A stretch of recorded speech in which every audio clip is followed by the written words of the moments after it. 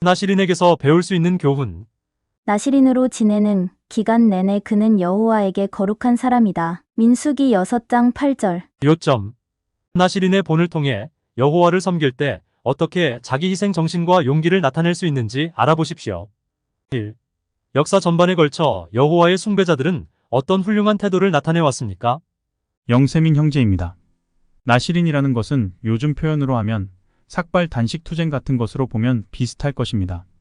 즉 어떤 결심을 나타내는 것인데 이스라엘은 신정국가였으므로 그러한 결심을 종교적 형식으로 나타낸 것입니다. 2. 기억. 나시린이란 어떤 사람이었습니까?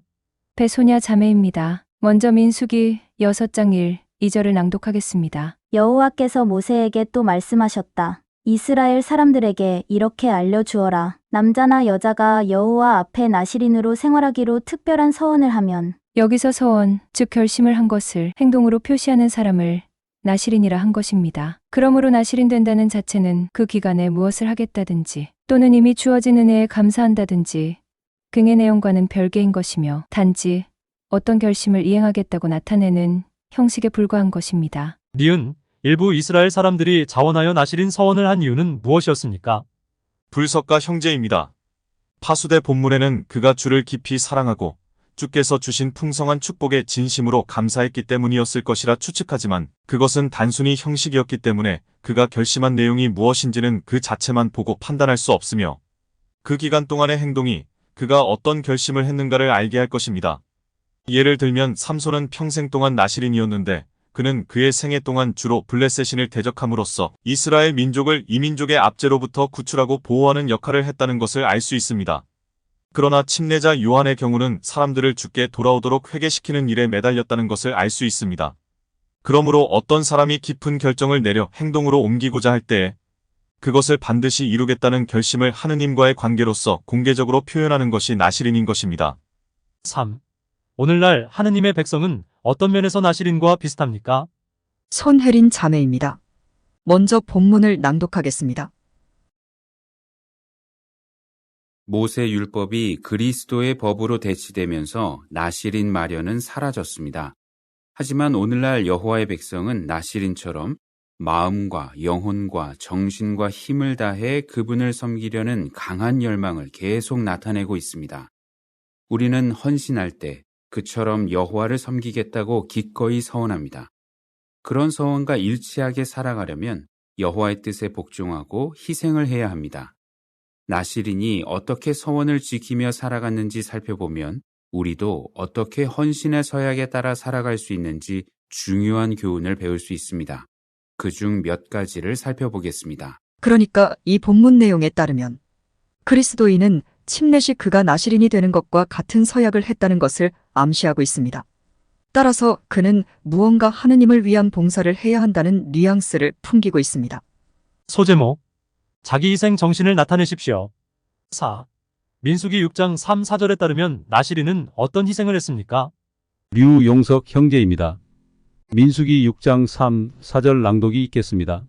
그는 포도주나 다른 술을 멀리해야 한다. 포도주 식초나 다른 술로 만든 식초를 마셔서는 안 된다. 포도로 만든 어떤 음료도 마셔서는 안 되며 생포도든 건포도든 먹어서는 안 된다. 나시린으로 지내는 기간 내내 포도나무에서 난 것은 익지 않은 포도에서 껍질에 이르기까지 어떤 것도 먹어서는 안 된다. 그러므로 나시린이 포도와 관련된 일체의 식품을 먹지 않겠다는 것은 자기를 위해 기쁨이 되는 일을 포기하겠다는 뜻으로 볼 수 있습니다. 또 여기에는 술에 취해 헛소리나 실수를 하지 않고 늘 깨어있는 정신을 유지하겠다는 뜻도 포함되어 있습니다. 5. 마디안과 마르셀라는 기꺼이 어떤 희생을 했으며 왜 그렇게 했습니까? 흑마녀 자매입니다. 먼저 파수대 본문을 보겠습니다. 나시린처럼 우리도 여호와께 더 많은 봉사를 드리기 위해 기꺼이 희생합니다. 마디안과 마르셀라의 본을 살펴보겠습니다. 이 그리스도인 부부는 안락한 생활을 하고 있었습니다. 마디안은 보수가 좋은 직업을 가지고 있었고 그 덕분에 고급 아파트에서 살았습니다. 하지만 그 부부는 여호와를 위해 더 많은 일을 하고 싶었습니다. 그래서 몇 가지 조정을 하기로 했습니다. 그들은 이렇게 말합니다. 우리는 소비를 줄여나갔어요. 더 작은 아파트로 이사했고 차를 팔았죠. 마디안과 마르셀라가 그러한 희생을 꼭 해야만 했던 것은 아니었지만 여호와께 더 많은 봉사를 드리기 위해 자원하여 그렇게 한 것입니다. 그들은 자신들이 내린 결정에 만족과 행복을 느끼고 있습니다. 파수대의 내용은 달리 말하면 큰 집을 팔아 작은 집으로 이사가고 작은 자동차를 굴림으로써 경비를 줄여 나머지 돈으로 워치타워 법인에 기부하라는 말에 지나지 않습니다. 즉 자기의 돈을 워치타워 법인 확장과 교환해 달라는 뜻입니다. 혹 여러분이 워치타워 법인이야말로 하느님의 절대적인 대변자라고 믿는다면 그렇게 하십시오. 현금은 보이는 워치타워 법인이 가져가고 이자가 붙은 약속 어음을 보이지 않는 하느님께 청구하라는 뜻입니다. 6. 오늘날 그리스도인들이 기꺼이 희생하는 이유는 무엇입니까? 사파를 참조하십시오. 달우서 형제입니다. 사파를 보면 술을 권해도 자기는 나실인이기 때문에 술을 마시지 않겠다고 거절하고 있습니다.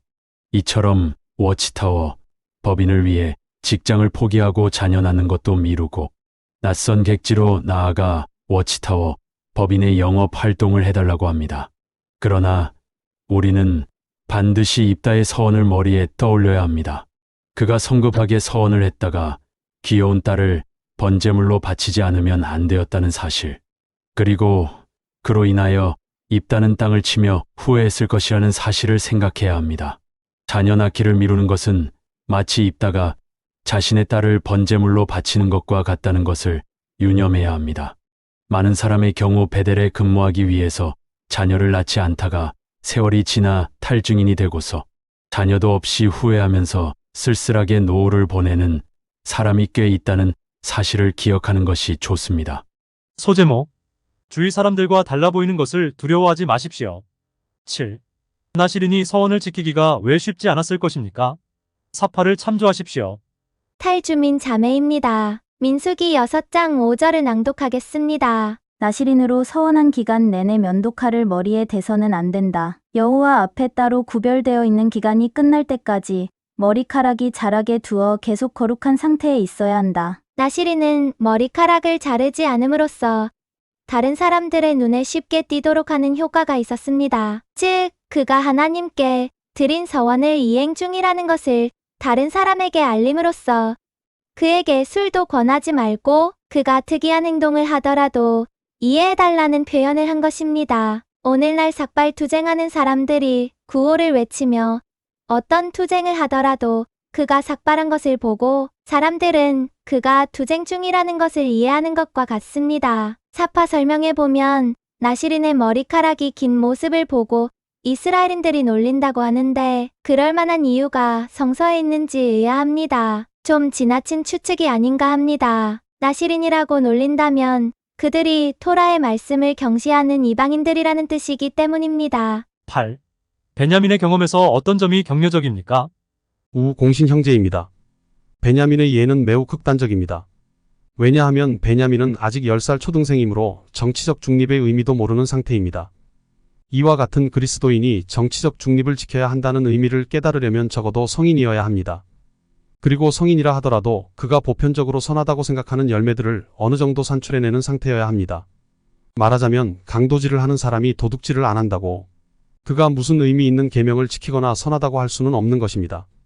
즉 성경에 직접 언급되지 않는 문제에 대해 양심을 행사하려면 보편적이고 분명하게 가르치는 성서의 교리들을 어느 정도 충실하게 이행하는 상태라야만 그와 같은 중립 문제에 양심을 지키는 의의를 느낄 수 있다는 뜻입니다. 9. 우리는 어떻게 여호와의 마음을 기쁘게 해드릴 수 있습니까? 양미경 자매입니다. 직장 내에서 원활한 근무를 유지하기 위해서는 교리가 문제가 안 되는 경우도 있겠지만 그리스도인들의 경우는 양심의 문제 때문에 문제가 많이 존재할 수 있습니다. 하물며 극단적인 교리들은 일반적으로 생각하는 선함이나 의로움과는 전혀 관계가 없기 때문에 그러한 문제를 따진다면 단순 노동직을 제외하고는 직장 생활 자체를 버티기가 힘듭니다. 따라서 통치체는 직장에서 여호와를 기쁘게 하기 위해서 어쩌고 저쩌고 할 게 아니라 내 백성이라면 따로 나와 분리되어야 한다는 성경의 말씀을 의미 있게 받아들여야 하는 것입니다. 워치타워 통치체는 이 점에 대해서 모르는 것인지 알면서도 무신경한 것인지 그것도 아니면 그렇게 할 의지조차 없다고 볼 수밖에 없습니다. 소제목. 여호와를 삶에서 계속 첫째 자리에 두십시오. 10. 나시린은 민수기 6장 6, 7절에 나오는 규정을 따르기가 왜 힘들었을 것입니까? 변철순 형제입니다. 민수기 6장 6, 7절을 낭독드립니다. 여호와 앞에 구별되어 있는 기간 내내 죽은 사람에게 가까이 가서는 안 된다. 아버지나 어머니나 형제나 누이가 죽었을 때에도 자신을 더럽혀서는 안 된다. 하느님의 나시린이라는 표가 그의 머리에 있기 때문이다. 시체 가까이 가지 않는다는 것은 부정한 것으로 간주되었기 때문에 그가 하나님께 서원한 것을 지키기 위해서는 거룩함이 유지되어야 한다는 뜻입니다. 11. 그리스도인은 가족과 관련된 문제에 있어서 어떤 결심을 해야 합니까? 배교자 자매입니다. 사파에서 알 수 있는 것은 나시린은 거룩함을 유지하기 위해서 가족의 장례에도 제한을 받는 상태임을 묘사하고 있습니다. 그런데 선한 사마리아인의 비유에서 제사장은 다쳐 죽어가는 사람을 부정한 것을 멀리한다는 핑계로 도움을 주지 않고 피해갔습니다. 이 두 가지 경우를 비교해보면 법의 형식과 내용이라는 면에서 그 사람의 동기가 중요한 것입니다. 부정한 것을 피한다는 면에서 똑같이 보일지 모르지만 동기가 전혀 다릅니다. 사파에서는 거룩함을 유지하기 위한 것이고 선한 사마리아인의 비유의 경우는 이기적 동기인 것입니다. 그래서 모든 일을 함에 있어서 자신의 동기를 점검하는 습관을 기를 필요가 있는 것입니다. 12. 알렉산드루는 가족 때문에 어려움을 겪을 때 어떻게 했습니까? 남춘 형제입니다. 먼저 알렉산드루와 도리나 부부가 한 경험을 영상으로 5분간 살펴보겠습니다. 저는 1993년에 성서 연구를 시작했습니다.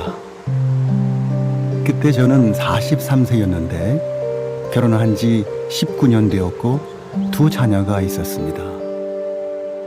그때는 제가 여호와의 증인이 될지 안 될지 몰랐지요. 하지만 성서 연구를 받아들였습니다. 남편이 같이 하자고 해서 저도 그때 성서 연구를 시작했지만 1년 정도만 했어요. 더 이상 하고 싶지가 않았습니다. 그래서 남편에게도 그만하자고 했어요. 이렇게 말했죠. 이제 그만해요. 우리한텐 안 맞아요. 이해도 안 되잖아요. 하지만 남편은 부드럽고 차분하게 자기는 계속 할 거라고 말했어요. 남편이 계속 연구를 할 거라는 걸 알았을 때 속으로 이렇게 생각했죠. 좋아, 나도 생각이 다 있어. 당신이 아무리 하고 싶어도 어떤 식으로든 못하게 막을 거야. 남편이 봉사 나갈 준비를 하는 것만 봐도 짜증이 났어요. 그래서 저는 일부러 남편이 집안일을 점점 더 많이 하게 만들었어요. 하지만 남편은 매번 차분하고 부드럽게 이제는 집회를 예습해도 괜찮겠냐고 물어봤어요. 한 번은 남편이 그렇게 물어봤는데 저는 또 화가 나서 이렇게 말했죠. 지금은 안 돼요. 집안 구석구석을 깔끔하게 청소해야 하니까요. 자정이 되어서야 청소가 다 끝났습니다. 그러고도 남편은 자신이 도울 게 더 있는지를 친절하게 물어봤죠. 제가 그렇게 연구를 못하게 하려고 온갖 방법을 다 썼기 때문에 남편이 많이 힘들었을 거예요. 남편이 침례를 받은 후에는 제가 더 심하게 했어요. 하지만 남편은 전혀 화를 내지 않았고 잘 참았죠. 그 당시에 저는 아내를 이해하려고 많은 노력을 기울였습니다. 물론 그렇게 하는 게 쉽지는 않았지요. 아내가 저를 비난하고 거친 말을 하는 걸 들으면서 때로는 포기하는 게 낫겠다는 생각이 들었어요. 그럴 때 연구사회자 형제에게 그만하고 싶다고 말했습니다. 그러면 사회자 형제는 저를 격려하며 이렇게 말했죠. 중단하면 안 돼요. 계속해요. 아내분도 결국 연구를 할 거예요. 이런 대화는 늘 제게 격려가 되었습니다. 연구가 끝나면 문제를 보는 제 시각이 달라져 있었지요. 저는 항상 아내를 사랑했고 아내가 늘 제 곁에 있어주기를 원했습니다. 남편은 성서 연구를 할 때 저한테 사랑한다는 말을 정말 자주 해줬어요. 그리고 저한테도 자기를 사랑하냐고 물어보곤 했죠. 그러면 저는 대답을 할 때도 있었고 대답 대신 그냥 미소를 지을 때도 있었어요. 이런 생각이 들더라고요. 이 남자는 정말 나를 사랑하는구나. 남편의 친절함에 정말 감동했어요. 이런 생각이 여러 번 들었죠. 남편은 남자니까 나를 때릴 수도 있고 연구를 하라고 강요할 수도 있을 텐데 절대 그러지 않았죠. 언성을 높인 적도 없고 욕을 한 적도 없어요. 한 번도요. 아내는 제가 화를 내면서 맞대응하지도 않고 거친 말이나 나쁜 말을 하지 않는 걸 보고 결국은 마음이 누그러졌습니다. 남편은 따뜻한 태도로 저를 집회에 초대하기 시작했어요. 남편은 꾸준히 초대했고 저는 가끔씩 참석했습니다. 그러다 정기적으로 참석하게 됐죠. 아내가 다시 연구를 하고 싶다고 했을 때 정말 기뻤습니다. 2006년 8월에 저는 성서 연구를 다시 시작하게 되었습니다. 그리고 2007년 3월에 미친내 전도인이 되었죠. 2007년 7월에 침례를 받기로 결심했어요. 대회 때 저는 침례부에서 봉사했어요. 그래서 기쁘게도 사랑하는 아내에게 제 손으로 직접 침례를 줄 수 있었습니다.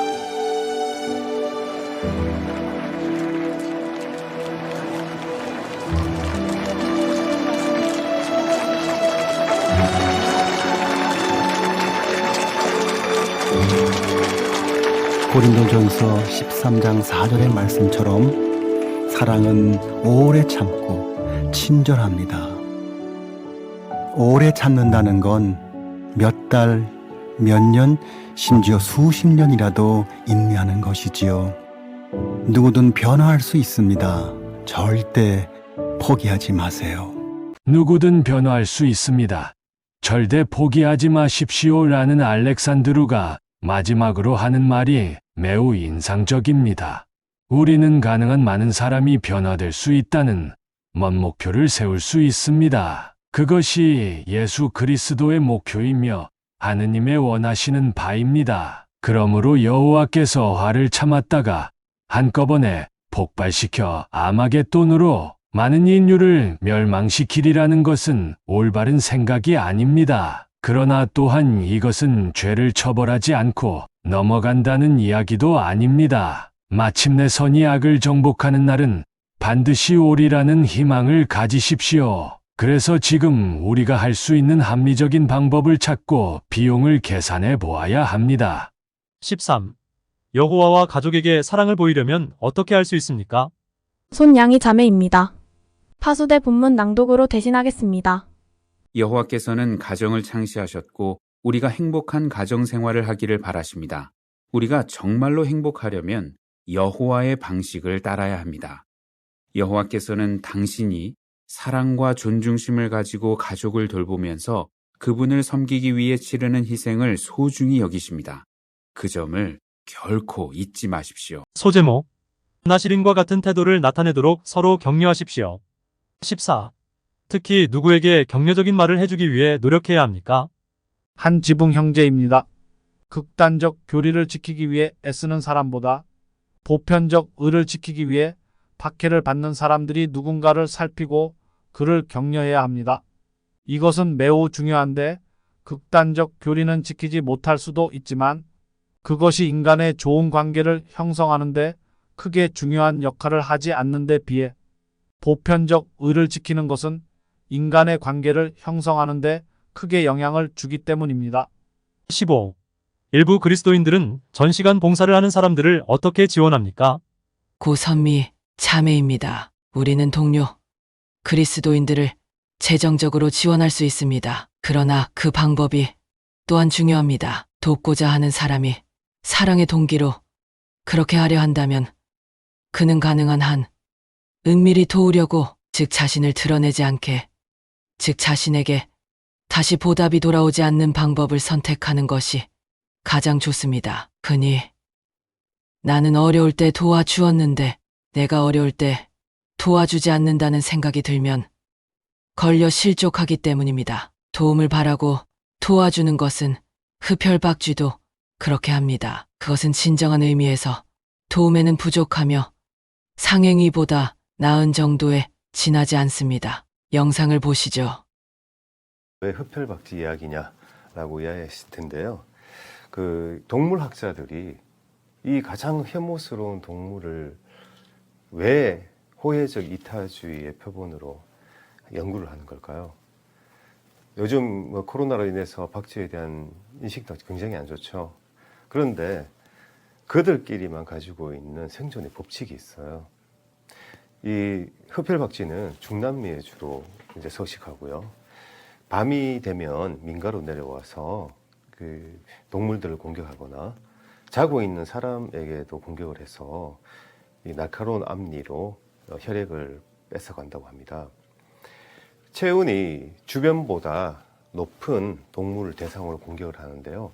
그건 코앞에 이런 적외선 감지기가 있다고 그래요. 그래서 적외선 감지기로 감지한 다음에 동물이나 사람들을 공격해서 피를 빨아먹습니다. 그리고 한 번에 어느 정도 양을 빨아먹냐면 자기 몸무게의 약 60% 정도를 먹어야 한대요. 그리고 이 혈액을 이틀 연속 채취하지 못하면, 그러니까 사냥에 이틀 연속 실패하게 되면은 생명에 지장이 있다고 합니다. 그리고 매일 그 사냥을 나가서 한 10% 정도의 박쥐들은 이 사냥에 실패한다고 그래요. 사냥에 실패하고 이게 이틀 연속으로 이어지면은 3일째가 되면 이제 생명의 위협을 받는 건데요. 근데 놀랍게도 이 박쥐들이 내가 사냥을 실패했으면 다른 사냥에 성공한 박쥐에게 구걸을 한다고 그래요. 피 좀 나눠달라고. 어떻게 나눠줄까요? 사냥에 성공한 그 박쥐들은 자기가 먹었던 피를 토해내서 나눠준다고 합니다. 왜 나눠주는 걸까요? 내일 내가 사냥에 실패할 수도 있기 때문이죠. 그럼 그때 나도 도움을 받아야 되니까. 그래서 도움을 주고받고라는 부분이 굉장히 명확하게 흡혈박쥐들은 지킨다고 합니다. 이러한 부분들, 그러니까 내가 도와주면 너도 도와주고, 너도 도와줬기 때문에 내가 도와준다라는 것을 이제 호혜적 이타주의라고 하는데요. 그래서 한 가지 더 궁금한 게 있었어요. 과연 이 박쥐들은 자기 친족에게만 그 피를 나눠줄까라는 부분이 있었는데, 어느 학자가 이 박쥐들의 DNA를 연구해 보니까 친지만 나눠주는 게 아니었다고 합니다. 모르는 박쥐에게도 피를 나누어 줬는데 그 행동을 자세히 관찰해 보니 피를 나누어 준 경험이 있는, 이렇게 수년을 같이 사니까 그런 박쥐들끼리 더 잘 나눠준다고 그래요. 그래서 자기들끼리 생존해가는 어떤 법칙을 만들었고, 그 도움을 주지 않는 동물에 대해서는 이 박쥐뿐만 아니라 다른 동물의 세계에서도 어떤 처벌을 가한다고 합니다. 도움을 받았는데 너는 왜 안 도와주냐라는 거죠. 이게 우리가 공동체가 생활해 갈 수 있는 어떤 원칙인데 말이죠. 이 동물들이 본능적으로 이렇게 행동을 하고 있는데요. 우리 인간도 어느 정도는 본능에 충실하고 있죠. 그리고 이 사회는 이성과 지성이 지배하고 있지만 사람은 굉장히 본능적으로 누군가를 만나고 누군가를 도와주고 하는 부분도 많잖아요. 그래서 이 호혜적 이타주의는 사실상 비즈니스의 가장 중요한 부분이 아닐까요?